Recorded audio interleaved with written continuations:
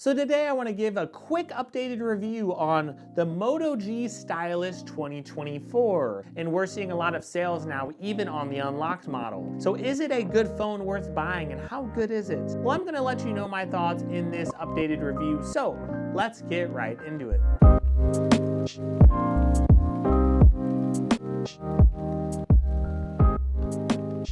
So it's really hard to talk about this Moto G Stylus because the price is so different depending on where you buy it. Some places are offering it for $100, some for $200. Sometimes it's free with a port in at certain prepaids, and other times you still have to pay $100 or $200. So it really depends on the carrier you're with and the pricing you see it at. So I don't want to just say it's the best phone in the world because it's free when it's not free for all of you. And I don't want to say that it's such a terrible deal when it's $400, because that is the retail price, but that's not what most of you will be paying. So it's hard to say when we look at this phone what its real legacy should be, but I do have to say that compared to previous Moto G Stylus phones, I continue day after day when I use this phone, I am just so impressed with it. And we see some very significant upgrades in this Moto G Stylus that really make it worth it compared to previous years. And when you look at the back of this phone, you're gonna see this has a very interesting design. It does have a leather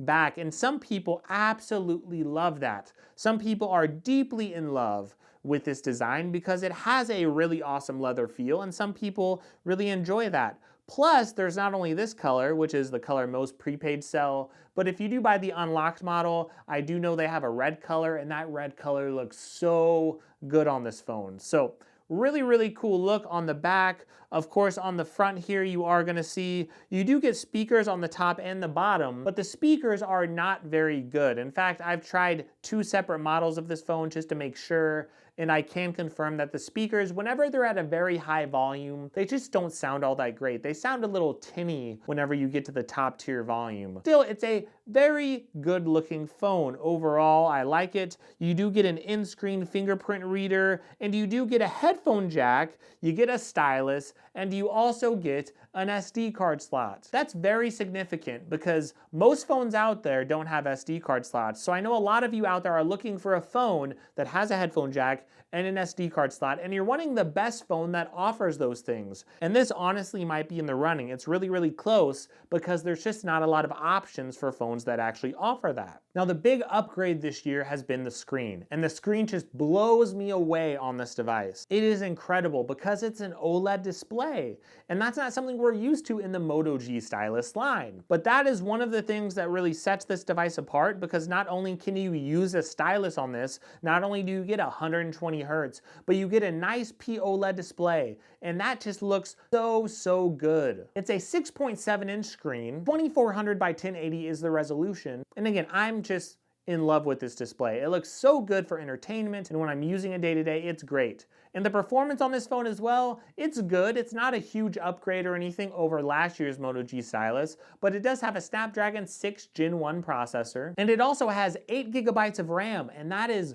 very significant. Again, if you're on a lot of these older Moto G Styluses, especially ones from prepaids, maybe you're only used to 4 gigabytes of RAM. And having more RAM does allow you to multitask, and it does really help with the experience. So whenever I factor all of these things in, the extra RAM or the screen being OLED, it's a really, really awesome thing. Like, it's a good phone, even if you don't consider the stylus. So there are still some drawbacks to it, but I love the performance. It's not flagship level, but it's a good mid-range phone. I never really felt it was slow whenever I was going from app to app. And this does perform better in my experience whenever you're comparing it to a phone like the Galaxy A35 from Samsung, or even the Galaxy A54. So to see this as a better mid-range alternative to those phones, and it comes with a stylus, it's got a very good OLED display, it's really nice, and the software just feels very, very fluid. I think Motorola software does help it just feel very smooth in general.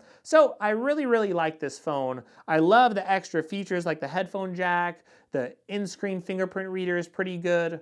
So the compromises are going to be minor. For one, you're not going to get that flagship level camera that some of you might prefer. it's going to be okay. It still has 4K on the video, so it's good, and it's surprisingly better than I expected, but it's still not quite as good as one of those Google Pixel 7a's or those other mid-range phones you see, and I do still think it's a little bit worse than the Galaxy A35, even if it's not worse by much. So you're gonna have a slight drop in the camera compared to some other phones. The speakers are slightly worse, and whenever you look at something else, like the haptic feedback, that is something that could be a big deal to some of you, and I just think the haptic feedback motor, whatever is feeding the haptic feedback here, the vibrations, they just don't feel quite as nice as a higher end phone, or even quite as nice as the Galaxy A35. So there are some things I love, and there's some things that are okay on this phone. But whenever you consider the price, this is a steal for 200 bucks. For 150, it's a steal. For 100, it's a steal. And if I would buy this, I would say, if I compare it, I should say, to something like the Galaxy A35, is it worth it? I would say it's neck and neck with something like the Galaxy A35.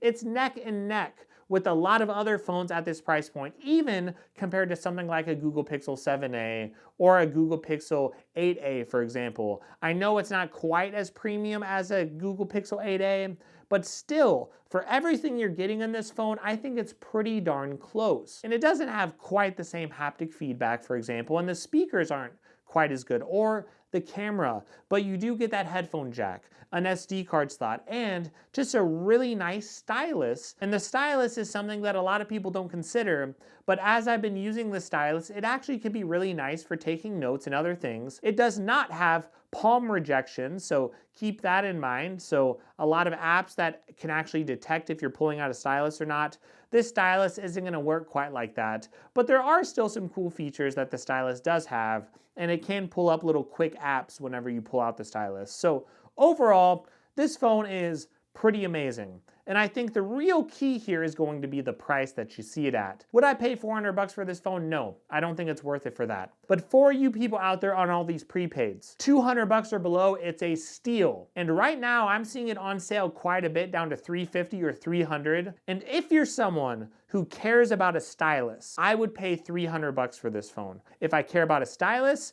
if I care about a headphone jack, and if I care about an SD card slot. I think those are the differentiating features that really make this phone potentially worth it for people for $300 to $400. If you see it even cheaper than that, I don't even think it matters if it comes with a stylus or not. If you don't need a stylus, buy it anyway. It's just a great phone for under 300 bucks. But for $300 to $400, I just think you have to care about the features that it has. It's a very good value if you really care about these things that most phones don't have. But if you see it for the same price, maybe $300 as the Galaxy A35, I do think the speakers are better in the A35, and I do think the A35 has a little bit of a better experience when you look at software updates, because you will get more software updates there. But this Moto G Stylus, on the other hand, it does have the stylus, like I said, which you don't get on a Galaxy A35. It does have some other things, like a headphone jack, so there are some reasons still to get this. But I think the Galaxy A35, even though it's not quite as fast, I think the Moto G Stylus is faster than the Galaxy A35 5G. I do think the Galaxy A35 is a little bit of a better all-around device, but it's super close and it's super neck and neck. So that's why prices and sales are so important. And that's why it matters as far as what you care about. Because if you care about a phone being slightly faster, if you care about a stylus, well, this is going to beat the Galaxy A35 all days of the week. So it really just depends on who you are as far as if it's worth it or not. But I would say, even now, I would say it's holding up very well. The Moto G Stylus is a great phone, and I would highly recommend this 2024 version for anyone looking for a great bargain. And I do want to add one quick final note here. The battery life is very good on this phone. 5,000 milliamp battery, so good that I didn't really even notice it, and I almost forgot to add in anything about the battery to this video. So very, very good. Not quite as good as some older Moto G phones that had no power to them, right?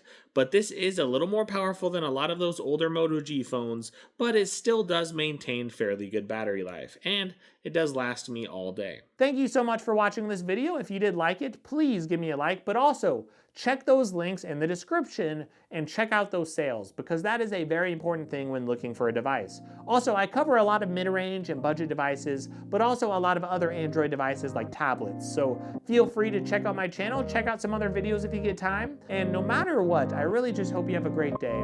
And I really, really hope you enjoy your week.